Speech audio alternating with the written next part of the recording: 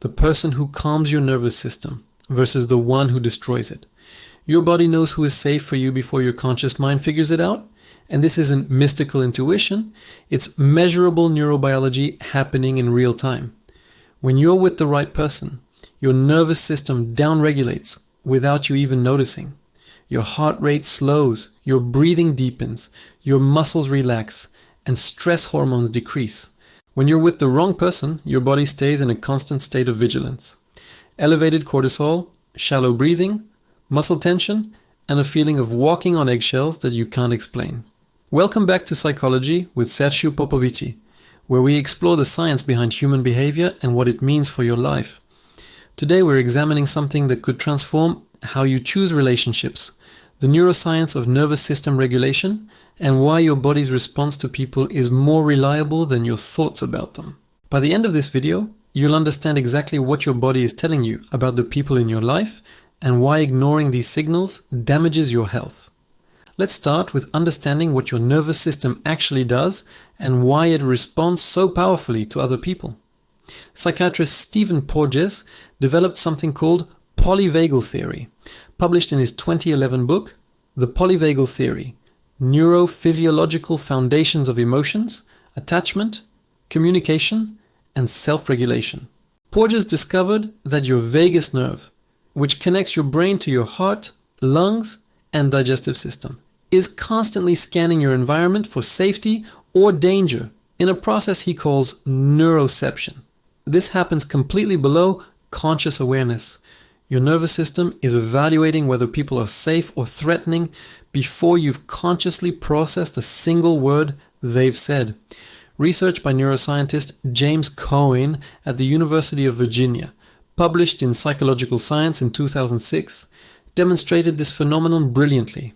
Coan and colleagues put people in brain scanners and threatened them with electric shocks while measuring their stress response. When participants held the hand of a stranger, their stress response decreased slightly. When they held the hand of an acquaintance, it decreased more.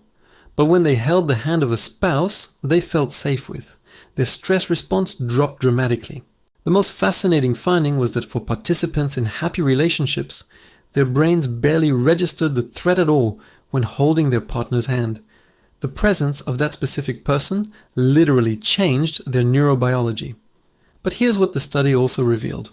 Participants in unhappy or conflicted relationships showed the opposite pattern. Holding their partner's hand actually increased their stress response compared to being alone, because their nervous system had learned that this person was a source of threat rather than safety. Your body was keeping score of every interaction, and it knew the truth even when their conscious mind was making excuses or trying to make the relationship work. Now let's talk about what happens in your body when you're with someone who regulates your nervous system versus someone who dysregulates it. Research published in the journal Personality and Social Psychology Review by psychologists David Sbarra and Cindy Hazan describes something called coregulation. This is when two nervous systems synchronize in a way that promotes calm and safety. Heart rates align, breathing patterns match, and stress hormones decrease in both people. The study found that in healthy relationships, partners literally regulate each other's biology through their presence, touch, voice tone, and facial expressions. When you are with someone who co-regulates you, you feel calmer.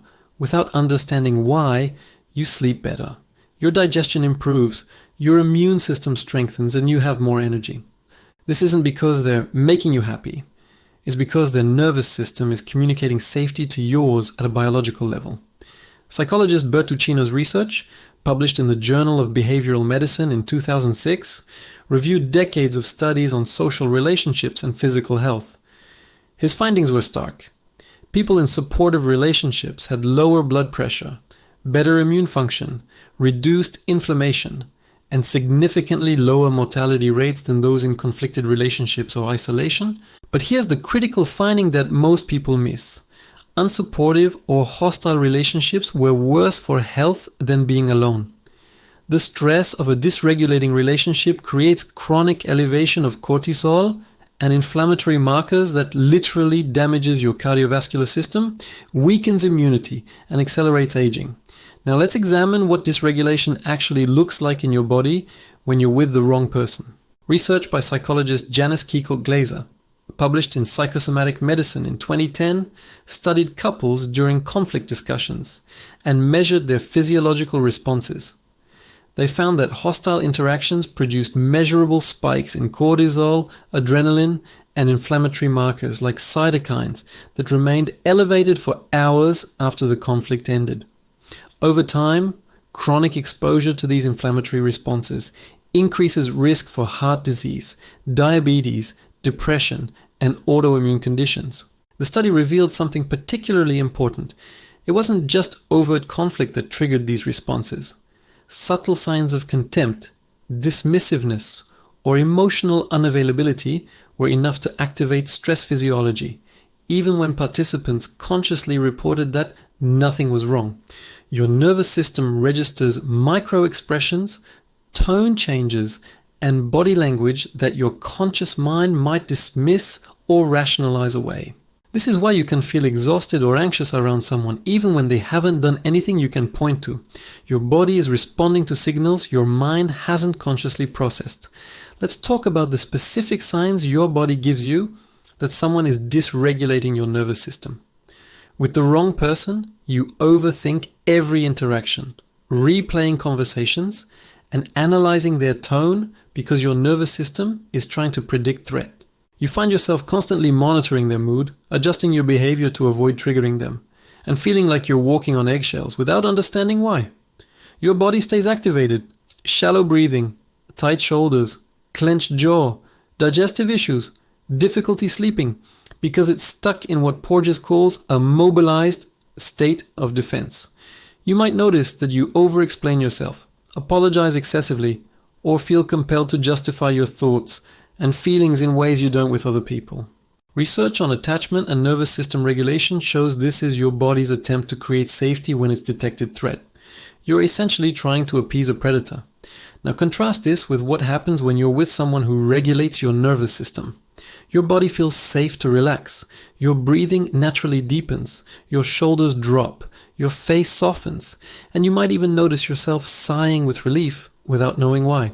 You can be silent together without feeling compelled to fill the space with words or performance, because your nervous system isn't detecting threat in the silence.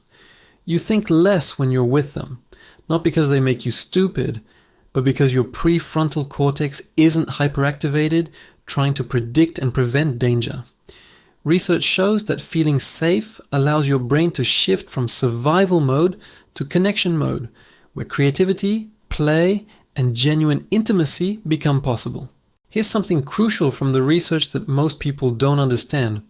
Your nervous system's response to someone is more reliable than your thoughts about them. Your conscious mind can be fooled by words, promises, and explanations, but your nervous system is responding to the accumulated pattern of thousands of micro-interactions. That knot in your stomach, that tension in your chest, that exhaustion you can't explain. That's not anxiety or overthinking. That's your biology telling you this person is not safe, is not. And when you ignore these signals because you think you should give them another chance, or because they haven't done anything bad enough to justify leaving, you're overriding millions of years of evolutionary wisdom. Psychologist Bessel van der Kolk, in his book The Body Keeps the Score, discusses how trauma survivors often disconnect from their body signals because those signals were overwhelming or punished. But he emphasizes that healing requires learning to trust your body's wisdom again, because it's processing information your conscious mind misses. If your body tenses when this person texts you, if you feel relief when plans get cancelled, if you find yourself making excuses to avoid seeing them, your nervous system is screaming information at you. Now let's talk about what the research says about why some people calm you while others activate you, because this isn't random. Porges' Polyvagal Theory explains that we unconsciously detect safety through specific social engagement cues: prosodic voice tone, facial expressions, and body language. People who are genuinely emotionally available, attuned, and present naturally communicate these safety cues through their biology. You don't have to work for it or earn it. People who are emotionally dysregulated themselves, whether from their own trauma, personality disorders, or chronic stress broadcast threat cues even when they're trying to be nice. Research on emotional contagion shows that nervous system states are literally contagious. Spending time with someone in chronic fight or flight will push your system into that state. This is why you can spend an hour with certain people and feel drained for days, while other people leave you feeling energized even after difficult conversations. The difference isn't the content of what was discussed. It's whether that person's nervous system was communicating safety or threat throughout the interaction. Now here's what the research says about healing and choosing differently. Neuroscientist Candace Pert's work on neuropeptides and emotions demonstrated that your body literally remembers relationship patterns at a cellular level. This means that even after you leave a dysregulating relationship, your nervous system may remain hyperactivated, expecting threat because that's what it learned to predict. Research on trauma recovery emphasizes that healing requires new experiences of safety that allow your nervous system to recalibrate what's normal. This is why choosing people who regulate you isn't a luxury or preference. It's a biological necessity for healing. Studies show that one genuinely safe relationship can begin to reprogram nervous system patterns that were established over years of dysregulation. Let me be extremely clear about something the research supports. Peace is not just internal work. It's also about who you allow close to you. You can meditate, do therapy, practice breath work, and work on yourself constantly. But if you're regularly spending time with people who dysregulate your nervous system, you're essentially trying to fill a bathtub while the drain is open. Research by psychologist John Gottman on relationship stability found that contempt, defensiveness, stonewalling, and criticism, what he calls the 4 horsemen, create physiological stress responses that compound over time. His studies showed that couples exhibiting these patterns had measurably different stress hormone profiles than couples in healthy relationships. And these differences predicted relationship dissolution and health problems years later. The important insight here is that these weren't just unhappy people. They were people whose bodies were being damaged by the chronic stress of their relationship dynamic. Now let's address something many people struggle with. Feeling guilty for choosing regulated people over exciting but dysregulating ones. There's a phenomenon in attachment research where people with anxious or disorganized attachment often feel more chemistry with dysregulating partners because the uncertainty activates their nervous system in familiar ways. The calm, steady person feels boring, not because they actually are, but because your nervous system has been conditioned to associate love with activation and anxiety.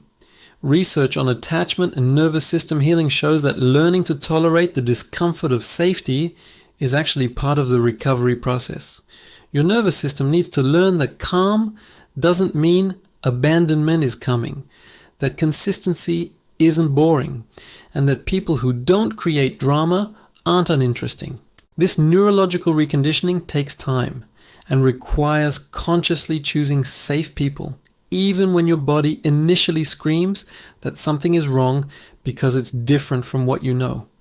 Before we close, I want to address the final message from these images. Choose people who regulate you, not people you have to recover from. This isn't about perfection. Everyone has bad days. Everyone occasionally says something they regret. Everyone brings their own nervous system activation to relationships sometimes. The difference is whether the overall pattern is one of safety and repair or one of chronic threat and dysregulation. Research on relationship repair shows that what matters most isn't avoiding all conflict or stress, but how people respond when there is stress. Do they take accountability? Do they attune to your experience? Do they work to restore connection? People who regulate your nervous system don't require you to perform, prove, or perfect yourself to earn basic respect and care. Their presence doesn't demand constant vigilance because your body has learned through repeated experience that they are safe, and this knowing exists at a biological level deeper than conscious thought. If you're currently in relationships where your body never fully relaxes, where you're constantly second-guessing yourself, where you feel simultaneously drawn to and drained by someone, your nervous system is giving you crucial information. This isn't weakness or overthinking. It's your biology protecting you with information your mind might want to dismiss. Learning to trust your body's signals, choosing people who allow your nervous system to rest, and releasing relationships that keep you in chronic activation isn't selfish. It's survival. Your health, your peace, and your capacity for genuine connection depend on it. If you're struggling to recognize safe versus unsafe people, healing from relationships that damaged your nervous system, or learning to trust your body's signals again, professional support can help. I offer psychological consultation services in Munich, Germany, and work specifically with nervous system healing and relationship trauma. Thank you for watching Psychology with Sergiu Popovici. If this video helped you understand what your body has been trying to tell you, please subscribe and share it with someone who needs to hear this. Your nervous system knows the truth. Trust it.